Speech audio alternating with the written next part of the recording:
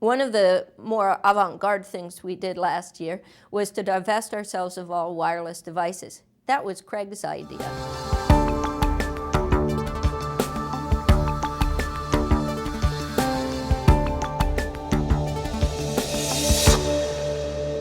And in fact, what it did, by giving employees their cellular devices, it allowed us to open the door beyond just BlackBerry and plain cell phones to Androids and iPhones, and it gave them more choice.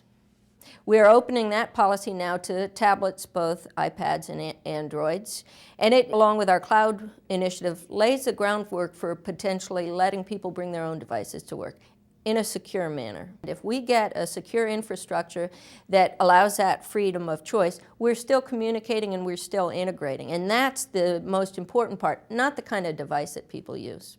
A number of different things drove the decision to take wireless devices out of the company and to the employee.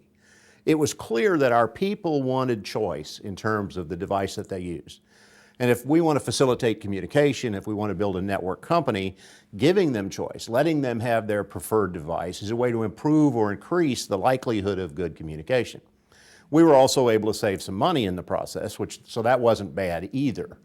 But the real purpose was young people coming into our company today don't really want the company device. They really want their device. In many cases, they only have one or two devices that cover both their home life and their business life, and we wanted to make that easy. And he wanted an iPhone. Yeah. I'm Android, he's iPhone, so that's a big kind of a religious discussion here. Yeah. Well, I often hear about CEOs who are technology adverse. And I think they're missing an important opportunity to understand personally and have a feel for the possibilities. I think if I hadn't had a certain amount of interest in technology, we might have missed the opportunity to diversify the wireless part of our business, and would have cost the company money and would have made it less attractive to future employees. I think if a CEO is interested in becoming more technology friendly and exploring possibilities, it's a little bit like anything else. Just take a chance, pick a technology and go out and play with it.